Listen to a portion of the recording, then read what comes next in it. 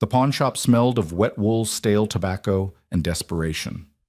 Albert stood in the alley, cold rain seeping through his tailored coat, watching the woman he'd loved for 7 years barter her grandmother's sapphire for rent money.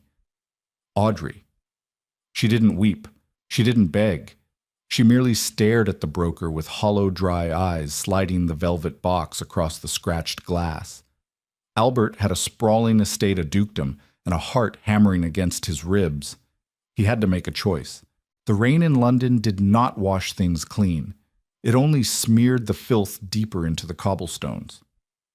Albert Calloway, Duke of Ashbourne, tasted coal smoke and damp decay on his tongue. He stood motionless in the narrow mouth of a blind alley off Cheapside, the shadows clinging to his dark morning coat.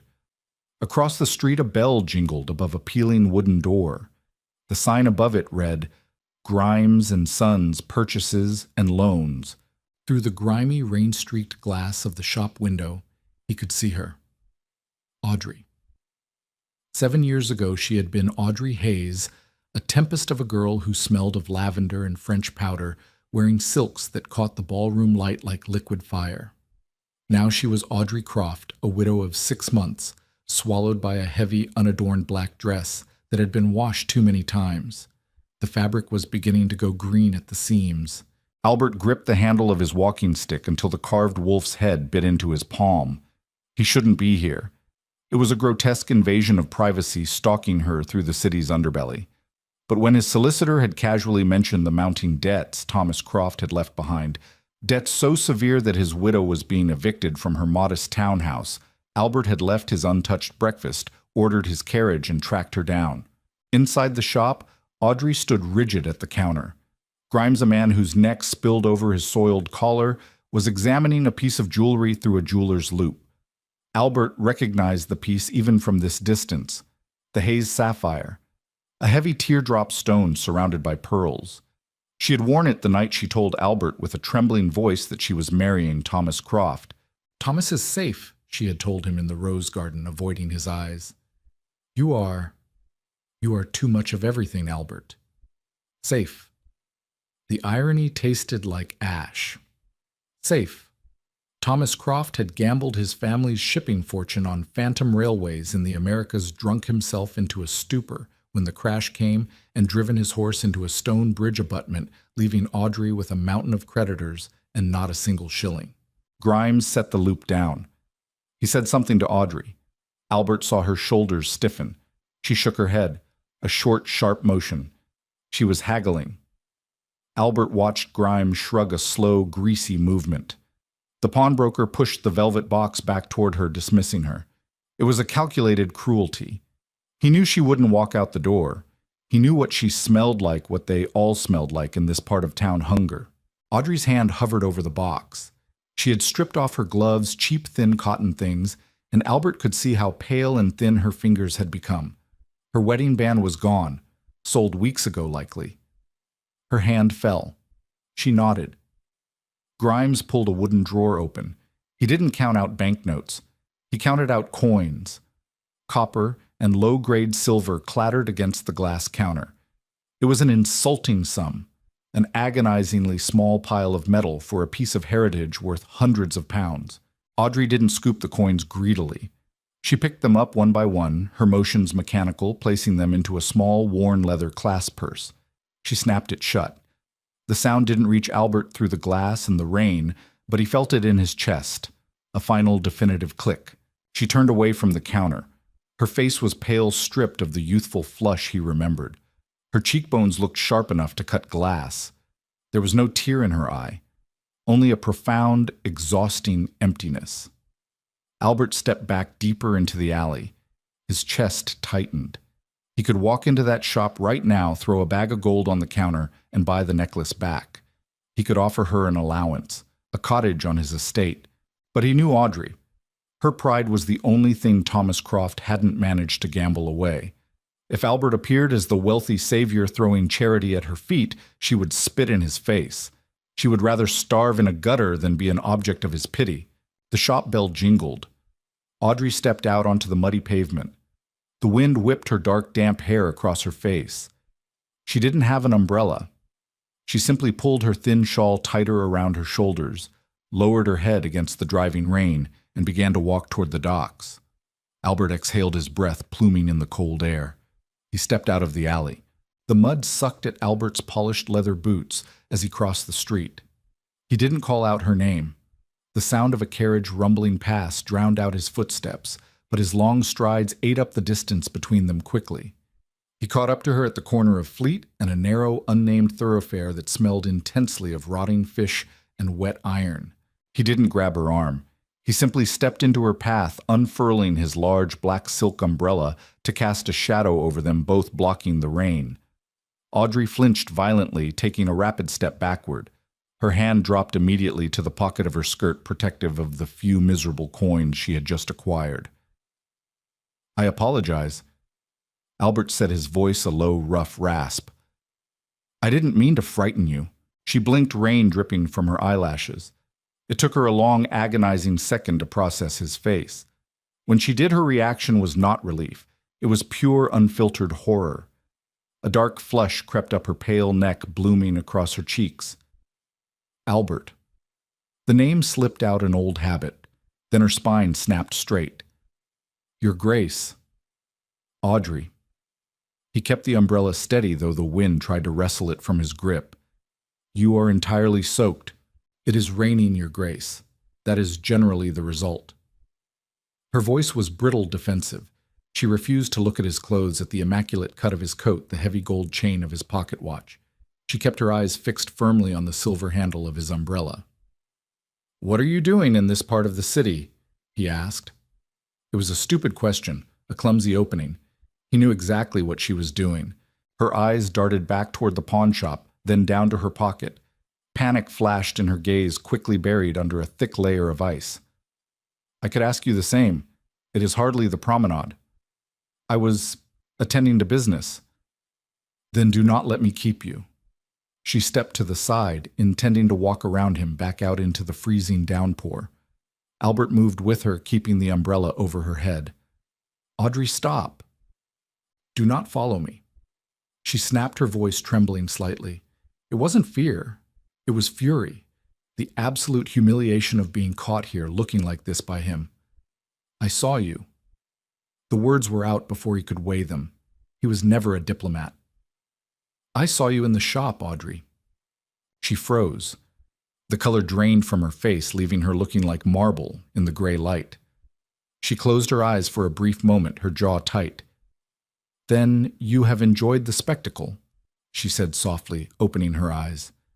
"You can return to your club and tell the gentleman how far the Hayes girl has fallen. Now step aside." "You know I wouldn't do that." "I do not know anything about you anymore," she shot back. "It has been 7 years. People change." "I haven't." The words hung in the damp air between them, heavy and dangerous. Albert saw her throat work as she swallowed. She looked at his chest, refusing to meet his eyes. "Please," she whispered. The fight suddenly leaked out of her, replaced by a bone-deep exhaustion. "Please, Albert, just go away. I cannot do this right now. I cannot bear your pity." "It isn't pity." "Then what is it?" She finally looked up, her gray eyes flashing. Gloating, a desire to see the wreckage Thomas left behind. "Anger," Albert said truthfully.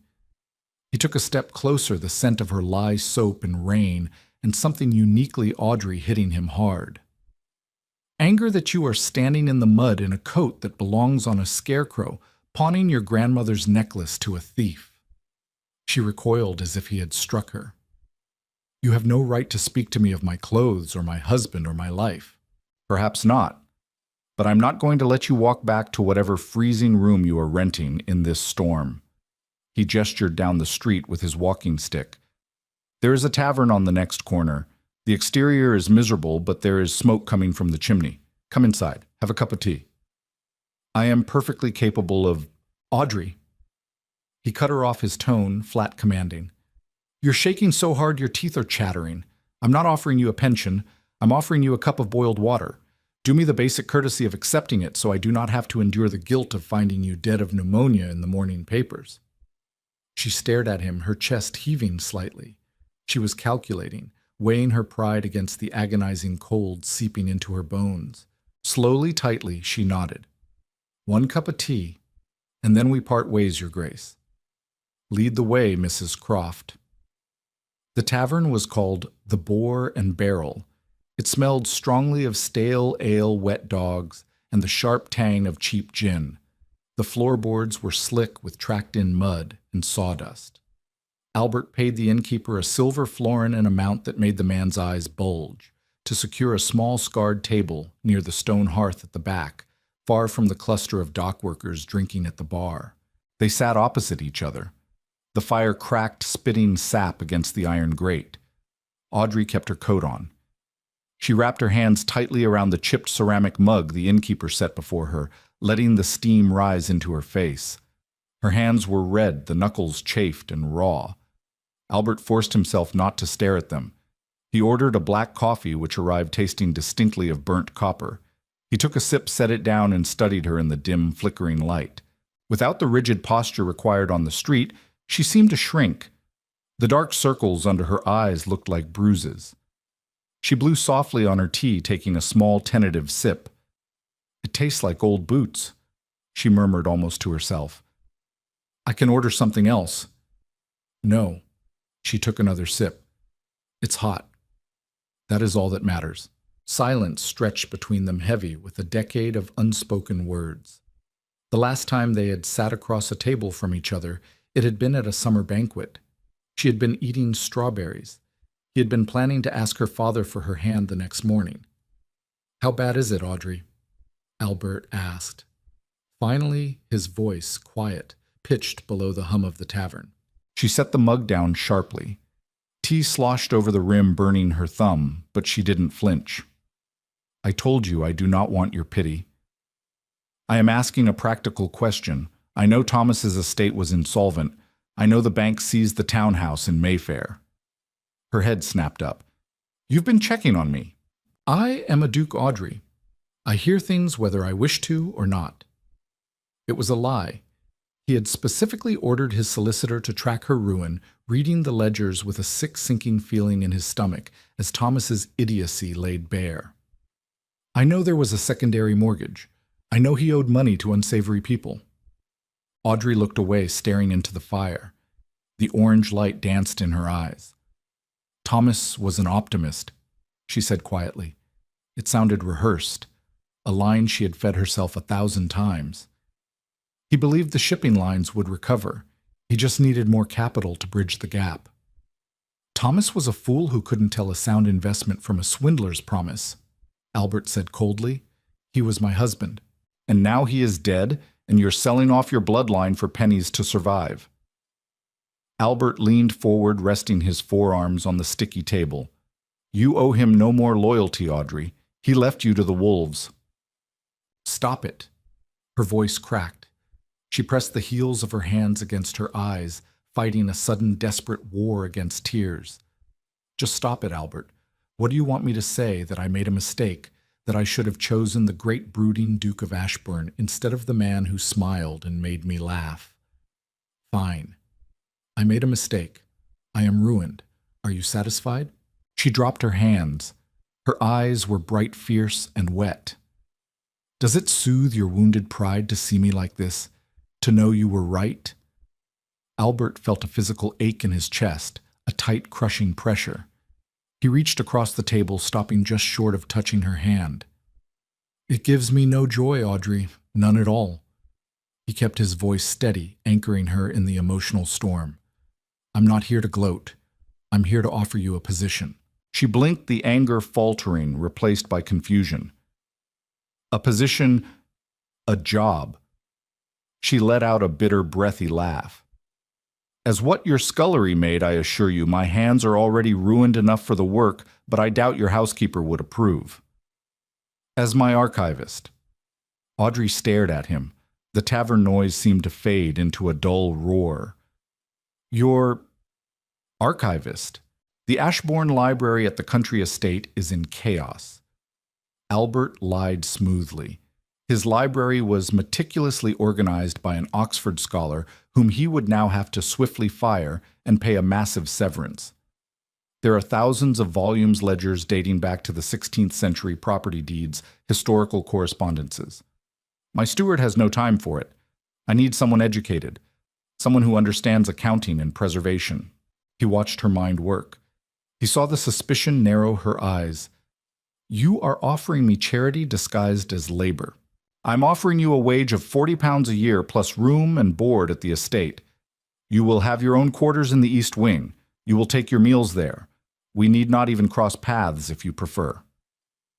Albert leaned back, projecting an air of bored practicality. He couldn't seem eager. Eagerness would spook her. It is entirely transactional, Mrs. Croft. I need a mess cleaned up. You need an income that doesn't involve dealing with Grimes. Audrey picked up her mug again but didn't drink. She stared at the murky surface of the tea. Why me? She asked softly. You could hire a man from Cambridge by nightfall. Because I know you, Albert replied. I know your father made you keep the household ledgers when he went blind. I know you are meticulous. And he hesitated, calculating the risk. And because despite the mess Thomas made, I trust you. I would rather have someone I know handling my family's private history than a stranger. It was the perfect bait. It offered her respect, not pity. It acknowledged her skills, giving her a sense of agency. She looked up at him, searching his face for the catch for the hidden strings. Albert kept his expression carefully neutral, hiding the desperate hope clawing at his throat. I am a widow in mourning, Albert. I have debts. Your debts will be suspended if you leave London. They cannot collect what they cannot find, and Ashbourne is quiet. It is a good place to mourn. And a good place to heal, he added silently. Audrey looked back at the fire. The flames cast long, shifting shadows across her face. She was tired. So deeply, profoundly tired. The thought of waking up tomorrow in that freezing room, wondering what else she could sell to buy bread, was a mountain she could no longer climb. £40, she said, her voice barely a whisper. And bored. Albert confirmed, his heart slamming against his ribs. She turned her gaze back to him. The defiant spark was still there, buried deep, but right now survival had taken the helm. I expect to be treated as an employee, Your Grace. Nothing more. No favors. No past sentiments. Albert met her gaze, holding it. You have my word. He lied. He knew the moment she agreed that he would spend the rest of his life breaking that word piece by slow, careful piece. The carriage ride to Ashbourne took 3 days. It was a suspended reality, a purgatory lined with velvet upholstery that smelled faintly of pipe tobacco and horsehair. Audrey sat rigidly in the corner, watching the gray sprawl of London bleed into the muted greens and browns of the November countryside. She slept fitfully, her head knocking against the glass, waking with a start whenever the wheels hit a deep rut. When they finally passed through the wrought iron gates of the estate, the light was failing, casting long skeletal shadows from the naked elm trees lining the drive. Ashbourne did not look like a sanctuary. It looked like a fortress of pale, unyielding stone, bristling with chimneys against a bruised, heavy sky. The carriage lurched to a halt on the crushed gravel of the circular drive. The sound was deafening in the country silence. A footman opened the door, offering a white-gloved hand. Audrey ignored it, stepping down unassisted. Her knees popped stiff from the cold and the journey. The air here was thin and sharp, smelling of wet soil and wood smoke, entirely devoid of the sulphurous rot of the city. It made her lungs ache. She stood on the gravel, clutching her worn carpet-bag. It held everything she owned: 2 shifts of comb, missing 3 teeth, a pair of woolen stockings riddled with darned heels, and Thomas's pocket watch, which was broken and worthless to anyone but a widow clinging to a ghost. The heavy oak doors of the manor opened. A woman with a face like a carved walnut stepped out. She wore severe black bombazine and carried a ring of iron keys at her waist that clinked with martial rhythm. Mrs. Croft, I am Mrs. Higgins, the housekeeper, the woman said. Her voice was flat, betraying neither welcome nor disdain. It was the tone of a woman cataloging a delivery of flour. His Grace has instructed me to show you to your quarters in the East Wing. Thank you, Audrey managed. Her throat felt lined with sandpaper. His Grace is currently attending to estate business, and asked me to convey his apologies for not greeting you himself," Mrs. Higgins added, turning on her heel. Audrey felt a sudden sharp prick of annoyance immediately swallowed by profound relief. She did not want to see Albert. She did not want to look at his perfectly tailored waistcoats and remember the smell of the pawn shop. She followed the housekeeper through the cavernous entry hall. The floors were black and white marble polished to a mirror shine that reflected the massive crystal chandelier overhead. It smelled intensely of beeswax and old coal. Audrey's scuffed boots made a dull, shameful scuffing noise against the stone. The east wing was older, the corridors narrower, lined with portraits of dead men with severe eyes. Mrs. Higgins stopped before a heavy door turned a key and pushed it open. "Your rooms, madam. A maid will bring up a tray shortly. Breakfast is at 7 in the small dining parlor down the hall. The library is on the ground floor opposite the billiard room." Mrs. Higgins gave a short, perfunctory nod and marched away the keys singing their metallic song. Audrey stepped inside and closed the door. She dropped her carpetbag. It hit the thick, woven Persian rug with a pathetic, muffled thud. The room was not a servant's quarter. It was massive. A fire roared in the marble hearth, radiating a heat that made her skin prickle. The bed was a 4-poster monster draped in heavy burgundy velvet. On the dressing table sat a porcelain basin, a pitcher of steaming water, and a bar of soap. Audrey walked slowly toward the washstand. She picked up the soap. It smelled of lavender. The scent hit her like a physical blow. Her stomach twisted, a sudden violent nausea rising in her throat. She dropped the soap back into the dish. It clattered against the porcelain. Lavender. It was the scent she had worn 7 years ago. The scent she had worn when she walked in the gardens with Albert. She stood staring at the fire, her chest heaving. It could be a coincidence. Housekeepers bought soap in bulk, but the jagged, paranoid part of her brain, the part that had learned to survive Thomas's creditors, screamed that it was a message, a quiet, suffocating reminder of who she used to be. She stripped off her damp coat, letting it fall to the floor. She sat on the edge of the massive bed, burying her face in her rough, chafed hands. And finally, for the first time since Thomas's coffin was lowered into the muddy earth, she wept. Not a graceful cinematic crying. It was ugly, tearing sobs that scraped her throat, raw, born of exhaustion, humiliation, and the terrifying, shameful warmth of the fire. 2 floors below, Albert sat in his study. The room was dark, save for a single oil lamp on his desk. He was staring blindly at a piece of blotting paper. Opposite him stood Mr. Davies, an elderly man with ink-stained fingers and an expression of utter bewilderment. Davies was clutching a leather pouch heavy with gold sovereigns. "I confess, Your Grace, I do not understand." Davies stammered, his spectacles slipping down his nose. "Have I made an error in the cataloging?" The 16th century folios are perfectly preserved, and I was just beginning the cross-referencing of the estate ledgers. "You have made no error, Davies." Albert said, his voice hard, betraying nothing of the knot twisting in his gut. He knew Audrey was in the house. He had felt the heavy oak doors shut. He had heard the carriage roll away. "Your work has been exemplary, which is why I am giving you 2 years' wages." But to be dismissed so abruptly in November. "My sister in Italy requires an archivist." Albert lied smoothly, staring at the old man without blinking. "The climate will be better for your joints. I have already booked your passage. The carriage will take you to the docks tomorrow morning." Davies looked at the pouch of gold. It was a staggering amount of money, more than enough to retire on. The bewilderment in his eyes slowly shifted to a nervous, compliant greed. "Well, Italy. I see. Thank you, Your Grace." When the door clicked shut behind the old man, Albert slumped back in his leather chair. He rubbed his face with both hands, the rough stubble on his jaw scratching his palms. He was a liar. He was a manipulator. He had dismantled an old man's routine and essentially kidnapped a grieving widow, all under the guise of employment. He poured himself a glass of neat whiskey and drank it in one swallow. It burned, but it didn't numb the knowledge that tomorrow Audrey would walk into the library and she would begin to see the cracks in his perfectly constructed alibi. The Library of Ashbourne was not merely a room, it was a cathedral of paper and leather. When Audrey pushed open the double mahogany doors the next morning, the smell hit her first, a dry, complex perfume of decaying vellum binding glue and dust. 2 stories of bookshelves stretched upward, accessed by a wrought iron spiral staircase and a brass rolling ladder. Heavy velvet drapes were pulled back to let the pale, milky morning light wash over the space.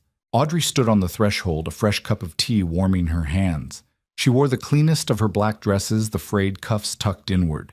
She had scrubbed her face with the lavender soap until her skin felt tight and raw, a small act of defiance against the memory it provoked. She stepped further inside.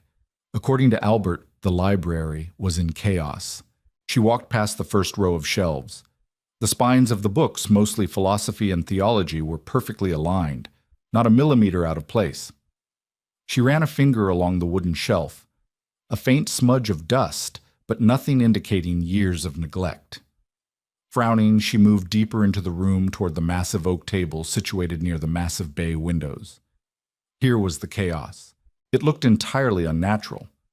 A small mountain of leather-bound ledgers, loose sheafs of correspondence, and property deeds were heaped upon the table in a jagged, precarious pile.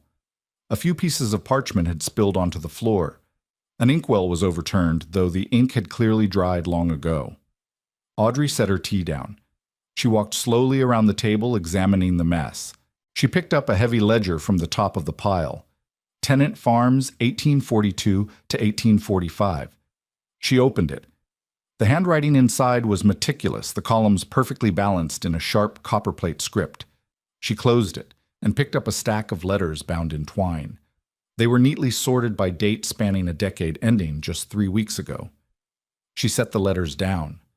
She touched the surface of the table where the ledgers had supposedly been dumped in a frenzy of disorganization. The table beneath the pile was completely free of dust. The perimeter of the table, however, had a thin, undisturbed layer of it. The mess had been made recently, deliberately. Audrey closed her eyes.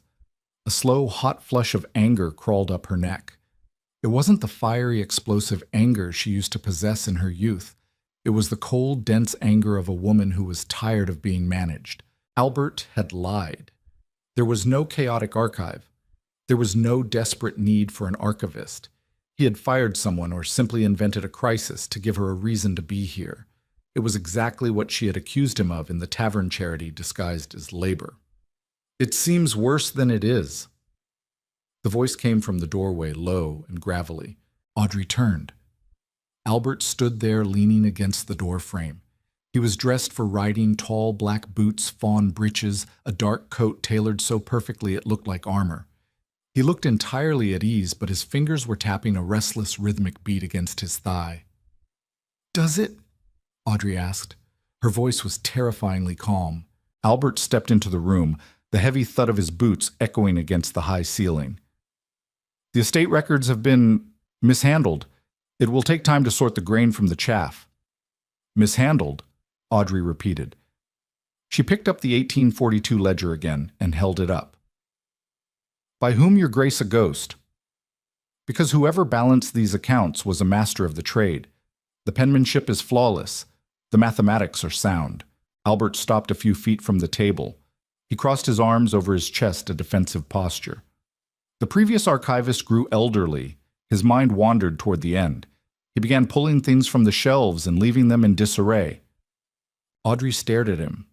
She looked down at the table, then back up at the towering, perfectly organized shelves. He pulled them from the shelves, carried them to this specific table, and dumped them in a pile precisely the size of the cleared wood beneath it, leaving the rest of the library immaculate. Albert's jaw tightened. A muscle ticked near his temple. As I said, his mind was wandering. "Albert," she said. The use of his Christian name in the empty, echoing room sounded like a gunshot. "Do not insult my intelligence. I am poor, not stupid." Silence rushed in to fill the space between them. The only sound was the faint whistling of the wind against the window panes. Albert uncrossed his arms. He took a step closer. The smell of horses and cold air clung to his coat, overpowering the scent of old paper. "Audrey, you made this up?" She interrupted, her voice trembling slightly, the cold anger beginning to crack, revealing the raw humiliation beneath. You created a mess on a table to give the starving widow a sense of purpose. How much did you pay the man you dismissed? Because I assure you, whoever he was, he did an excellent job. It isn't like that. Then what is it like? She stepped around the table, putting herself directly in his path. She had to tilt her head back to look him in the eye. Explain it to me. Explain why you stalked me to a pawn shop, fed me a lie about needing an archivist, and dragged me across the country to sort through a pile of ledgers you tipped over yourself. Albert stared down at her. He saw the harsh lines of exhaustion around her mouth, the frantic beat of the pulse at the base of her throat. He wanted to reach out. He wanted to grab her shoulders, pull her against his chest, and tell her the truth. Because I could not sleep knowing you were freezing. Because I have loved you since you were 19, and I have hated every day you belonged to another man. But the truth was a weapon, and she was already bleeding. Because you needed a way out. Albert said finally, his voice thick rough as a rasp. And you are too stubborn to take a handout. If I had offered you money, you would have burned it to spite me. So you decided to treat me like a child playing make-believe in a sandbox. I decided to keep you alive. Albert snapped the volume of his voice, startling them both. The echo bounced off the high ceiling. He inhaled sharply, reining himself in. He dragged a hand through his dark hair, ruining the perfect aristocratic styling of it. He looked away from her, staring at the spine of a book on the nearest shelf. It is a job, Audrey. You're here. The books are here. Catalog them, or read them, or throw them into the fire. I do not care. But you will stay. You will eat 3 meals a day, and you will accept the wage. And if I refuse to play this game, Albert looked back at her. His eyes were entirely devoid of warmth. It was the look of the Duke of Ashbourne, a man who commanded hundreds of tenants and vast fortunes. Then you may walk back to London. I will not stop you. He turned on his heel. He didn't wait for her response. He walked out of the library, the doors shutting behind him with a heavy final click that vibrated through the floorboards. Audrey stood alone in the vast, silent room. Her hands were shaking. She looked at the pile of ledgers, the clumsy, desperate lie Albert had constructed for her. She hated him for his arrogance. She hated him for seeing her at her lowest. But as she reached out, her trembling fingers brushing the cool leather of the nearest book, she knew she wasn't going to walk back to London. She pulled out the chair, sat down in the thick, suffocating quiet of the estate, and opened the first page. November bled into December, and the cold at Ashbourne turned brittle, snapping the remaining leaves from the elms and frosting the inside of the window panes. Audrey established a routine. It was the only way to anchor herself against the vast, echoing silence of the estate. She woke at 6. The water in her porcelain pitcher was always topped with a thin skim of ice, which she broke with the heavy silver handle of her hairbrush. The shock of the freezing water on her face stripped away the lingering nightmares of the pawn shop, of Grimes's greasy smile, of Thomas's hollow apologies. By 7, she was in the library. She had dismantled Albert's pathetic staged pile of ledgers on the first day. It took her exactly 3 hours to cross-reference them and return them to their rightful sequential place on the shelves. After that, she found the actual genuine work. The estate's history was vast, spilling out of leather trunks. In the corners of the room crop yields from the 1700s. Architectural drafts of the East Wing letters of complaint, from tenant farmers' receipts for French wine and Irish linen. She attacked it with a punishing, obsessive focus. She sharpened her quills until her fingertips were permanently stained, a bruised, mottled blue. The rhythmic scratching of the nib against heavy parchment became the metronome of her existence. Albert kept his distance. He was a ghost, haunting his own house. She heard him occasionally, the heavy thud of his riding boots in the main hall, the low, sharp rumble of his voice instructing the steward in the courtyard. Sometimes she smelled him before she saw the evidence of his passing, the lingering scent of saddle leather and cold, wet wool drifting through a corridor. But he never entered the library when she was there. Instead, he fought a quiet, cowardly war of attrition. On her 4th day, the drafty chair at her desk was replaced by a high-backed, deeply upholstered armchair. On her 10th day, she arrived to find a thick-knitted tartan blanket folded over the armrest. She didn't touch it. For 3 days, she let the cold seep into her bones, her teeth clicking together as she transcribed grain receipts. On the fourth day, the temperature in the room dropped so violently that her breath plumed white. She draped the blanket over her lap. It smelled faintly of cedar and dog hair. It was devastatingly warm. The worst part of her self-imposed exile in the archives was the ledgers themselves. They were a slow, agonizing revelation of the man she had rejected. When Audrey married Thomas, she had convinced herself she was choosing lightness. Thomas was a summer afternoon. Albert had always been a looming thunderhead. Yet reading Albert's ledgers, a different picture emerged in stark, unforgiving numbers. He suspended rents for farmers whose crops had blighted. He paid the physician's fees for the village children. There were regular heavy deductions labeled simply widow's pension, not just for his own tenants, but for families of miners in the neighboring county where he owned no land. He ran his estate not with an iron fist, but with a quiet, ruthless generosity that demanded no public gratitude. It made hating him exhausting. It made her past choices feel not just foolish, but blind. One afternoon in mid-December, the winter light failed early, casting the library into deep shadows. Audrey rubbed her aching eyes and walked to the tall mullioned windows to pull the heavy velvet drapes. She froze. Outside in the fading slate-gray light, Albert was standing in the courtyard. He was coatless, wearing only a white linen shirt and a dark waistcoat holding a massive raw-boned wolfhound by the collar. The wind was whipping his dark hair across his forehead. He was looking directly up at the library window. Audrey stood motionless, her hand gripping the heavy velvet drape. He couldn't possibly see her clearly through the warped leaded glass and the gloom, but his gaze was pinned exactly to where she stood. The distance between them felt suddenly violently small.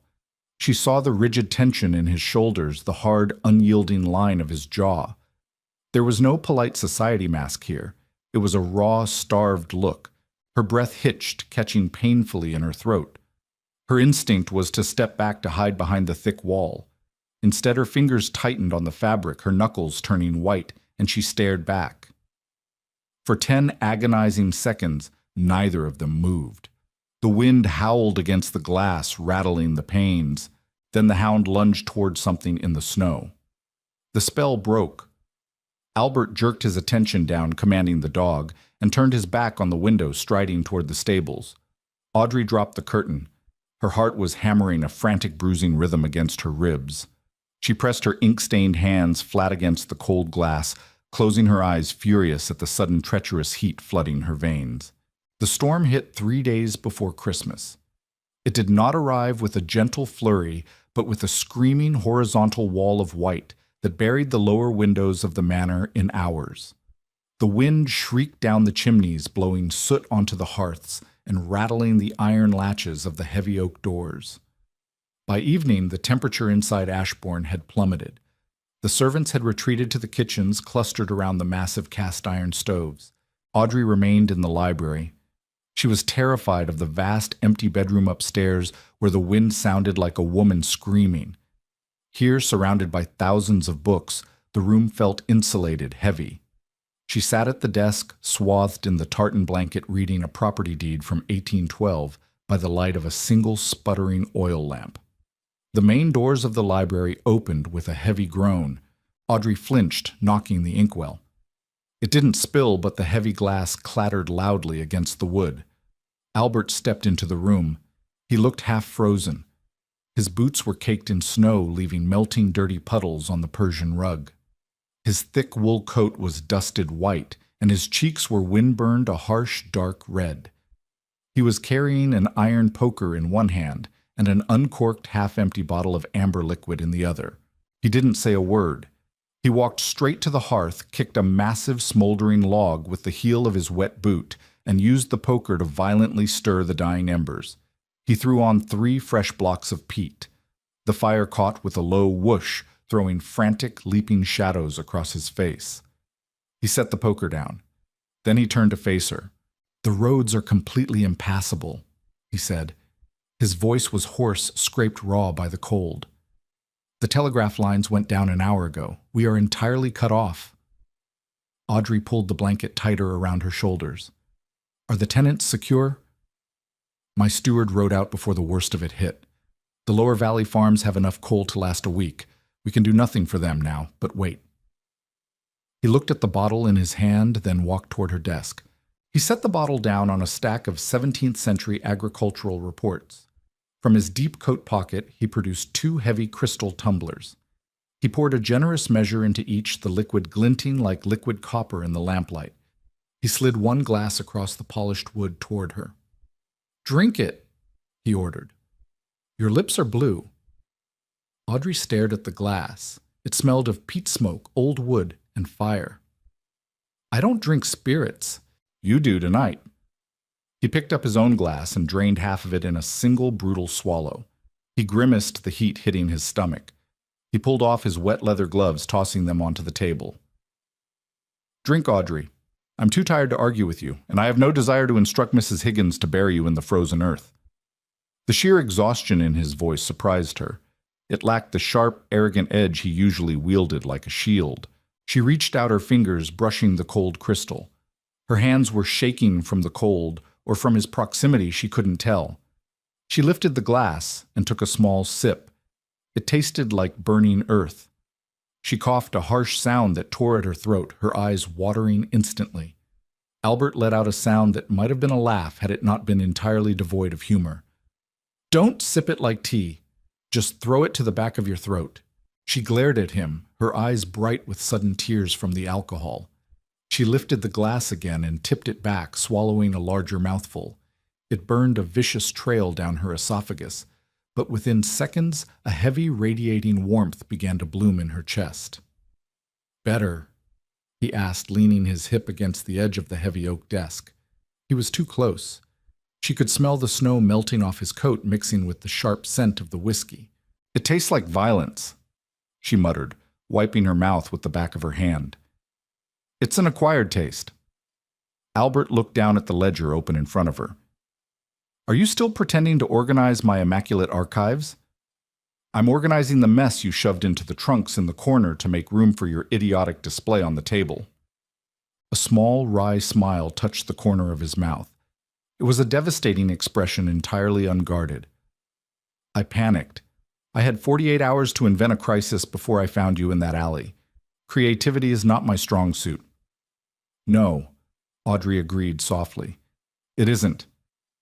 The wind slammed against the bay window, a terrifying percussive boom that made the glass rattle ominously in its lead casing. Audrey jumped, her hand instinctively gripping the edge of the desk. Albert's hand moved faster. He reached out his long, warm fingers, wrapping firmly over hers, anchoring her hand to the wood. The shock of his touch was electric. His palm was rough, calloused from writing, completely unlike Thomas's soft, manicured hands. He didn't pull away when the wind died down. He kept his hand over hers, his thumb resting heavily against her ink-stained knuckles. Audrey stared at their joined hands. She should pull away. The silence in the room stretched tight, vibrating with a decade of unspoken accusations and buried grief. "You did not have to wear mourning clothes," Albert said suddenly, his voice dropping an octave, becoming rougher, softer. "Not for him. Not when he left you to starve."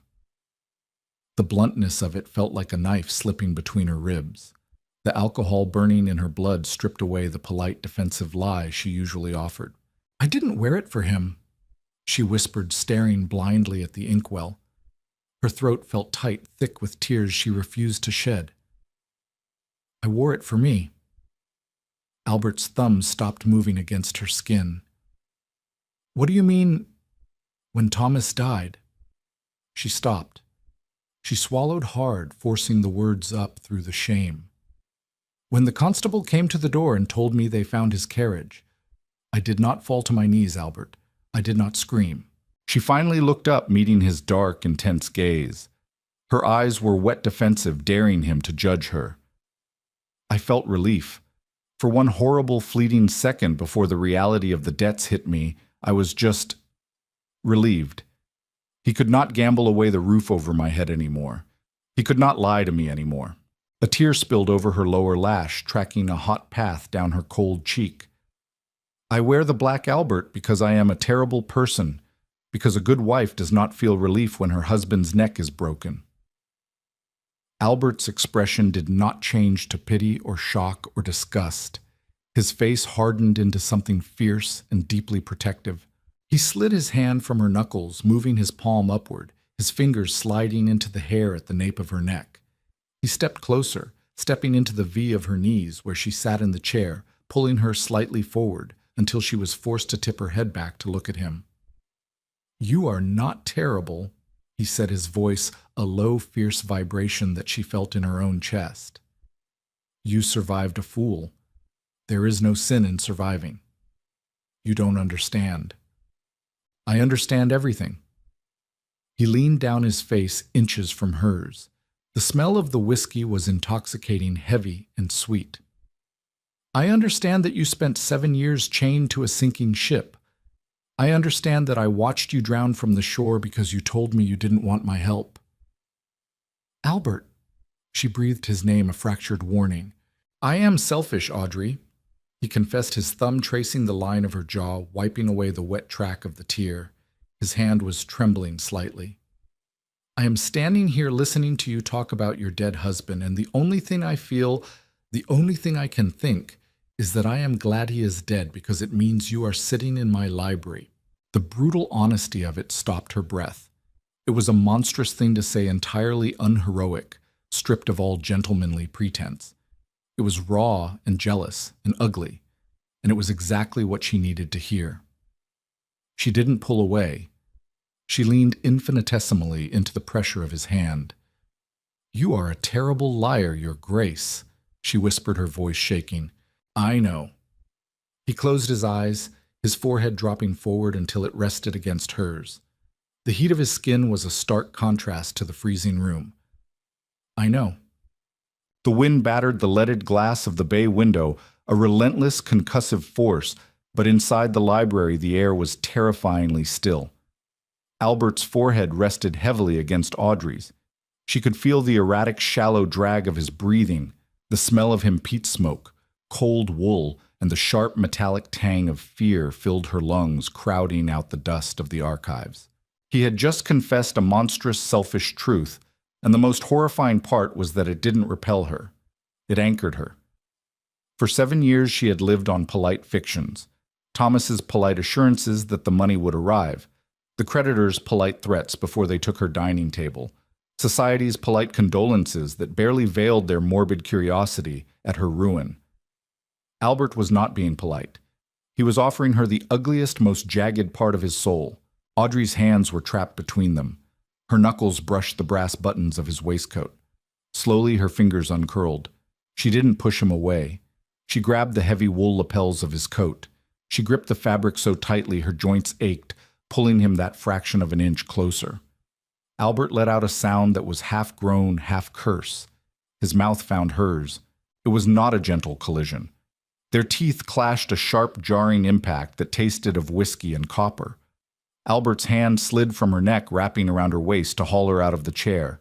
The heavy tartan blanket slipped to the floor, forgotten.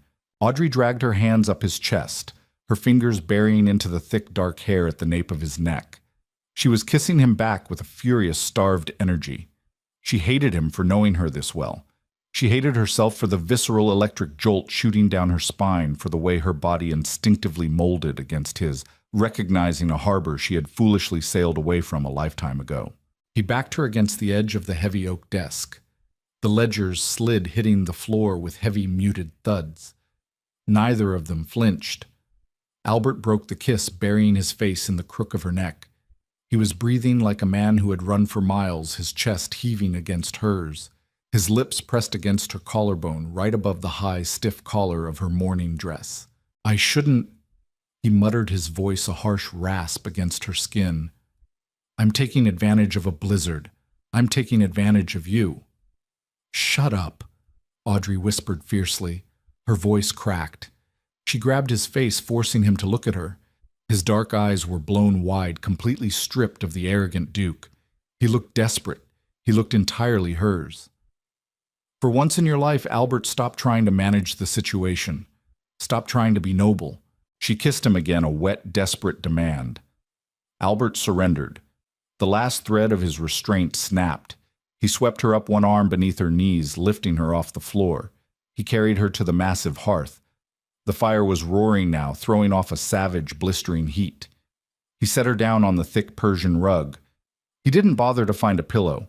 He shrugged out of his heavy coat, spreading it over the floorboards, pulling her down onto the stiff, coarse wool. It was clumsy. It was frantic. Layers of heavy Victorian clothing fought against them, the stiff whalebone of her corset, the unforgiving linen of his shirt buttons that refused to slip through cold, stiffened buttonholes. There was no grace to it. When Albert finally tore his shirt over his head, the cold air of the room hit his skin, raising gooseflesh over the scars on his left shoulder from a hunting accident years ago. Audrey ran her chafed, ink-stained hands over his chest, feeling the heavy, frantic thrum of his heart against her palms. She was not a blushing virgin. She was a widow who had endured a loveless, performative marriage bed. But this felt terrifyingly new. It felt like standing at the edge of a cliff in the dark. When he finally settled over her, taking her weight, the contrast of the scorching heat from the fire on her right side and the freezing drafts of the room on her left made her shiver violently. Albert noticed. He pulled the edges of his discarded coat around her shoulders, shielding her. Even now, even entirely consumed by lust and years of waiting, he was calculating her warmth. Audrey pulled him down. The physical reality of it was grounding the scratch of his jawline against her cheek, the heavy solid weight of his hips pressing her into the floor, the damp sweat gathering at his temples. She didn't close her eyes. She watched his face in the firelight. The tight lines of responsibility that usually aged him seemed to dissolve, leaving only raw, unguarded relief. They moved together with a punishing rhythm driven by the storm outside and the silence they had finally broken. When Albert finally finished, he collapsed against her, his face buried in the messy tangle of her hair. He didn't say a word.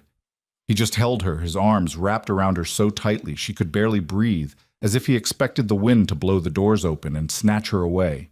Hours later, the fire burned down to a dull, pulsing orange glow. The cold began to creep back into the library, sneaking across the floorboards. Audrey lay awake. Albert was asleep beside her, his head resting heavily on her chest, his arm draped across her stomach. The heavy tartan blanket had been dragged over them at some point. She stared at the ceiling, watching the faint shadows dance. The whiskey had worn off, leaving a dull ache behind her eyes. The adrenaline had evaporated. Reality was settling in like the cold ash in the grate. She had slept with the Duke of Ashburn on the floor of his library, she a penniless widow living on his charity. The internal contradiction tore at her.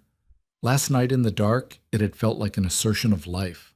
Now, in the creeping gray light of dawn, it felt dangerously close to payment. Carefully, so as not to wake him, she slid out from under his arm. The freezing air hit her bare skin like a whip. She grabbed her clothes, the sad black morning dress, and pulled it on with numb, shaking fingers. She didn't look back at the hearth. She didn't trust herself to. She walked out of the library, the doors shutting with a soft final click, and fled up the stairs to the icy isolation of the east wing. The storm broke by noon, leaving a blinding, immaculate white in its wake. Audrey did not go down to the library. She stayed in her freezing room wrapped in 2 shawls, staring at the frost ferns creeping across the window pane. At 1 o'clock, Mrs. Higgins knocked. The housekeeper left a silver tray on the small writing desk, a steaming pot of tea, half a loaf of bread, and a worn velvet box. Audrey stared at it. She knew the broken brass clasp. Her lungs seized. She opened it. The haze sapphire lay on the faded silk. Beneath it sat a folded piece of thick parchment. Albert's handwriting was sharp and slashing, entirely lacking the elegant loops of the fake ledgers he had produced weeks ago. I bought this from Grimes 10 minutes after you walked out of his shop. I intended to give it to you when we arrived, but I was a coward. Last night changes nothing, and it changes everything. Sell it in York. Buy a train ticket to London. You are not trapped here, Audrey. You never were. A hot, angry tear splashed onto the heavy ink smearing the word trapped. He hadn't come upstairs. He hadn't demanded an audience or offered a grand, suffocating declaration of love. He had simply handed her a loaded gun and left the door open. She walked to the window. Below, several men were shoveling the courtyard. Albert was among them. His breath plumed white in the bitter air as he drove a wooden spade into a snowdrift, working shoulder to shoulder with his stable hands. He looked exhausted. He looked unremarkable. Not a savior. Just a man who lied, panicked, and loved her enough to give her an escape route. She turned away. She set the velvet box down next to the porcelain wash basin. She didn't pack it into her carpet bag. It would sit there, a silent monument to a choice she was finally free to make. She picked up the lavender soap. She didn't hesitate this time. The heavy floral scent rose in the freezing air as she scrubbed her face, washing away the peat smoke and the exhaustion of the night before. She dried her skin with a rough towel. In the spotted mirror, her black dress was wrinkled, her eyes red-rimmed. She looked like a ruin, but she didn't feel like a ghost anymore. Audrey walked down the narrow corridor, her boots making sharp, definitive sounds against the floorboards. She crossed the marble entryway and pushed open the heavy mahogany doors of the library. It was freezing again. The hearth was swept clean, fresh logs laid but unlit. The mess they had made of the desk was meticulously sorted. It was as if the storm had simply washed them clean. She walked to the desk. She bypassed the heavily upholstered armchair Albert had given her and pulled the hard wooden chair back to the center of the table. She sat down. She pulled the 1812 ledger toward her, dipped her quill into the inkwell, and tapped the excess against the glass rim. The door creaked. She didn't turn around. She heard the heavy, familiar thud of Albert's snow-caked boots stepping onto the Persian rug. The footsteps stopped a few feet away. The silence stretched fragile and braced for impact. "The roads will be cleared by tomorrow afternoon," Albert said. His voice was entirely flat. "I can have the carriage ready." Audrey stared at the perfectly aligned numbers on the parchment. "The 1812 tenant reports are entirely disorganized," she said, her voice steady in the vast room. "Someone misfiled the spring seed expenditures with the autumn harvest yields. It will take me at least a month to untangle it."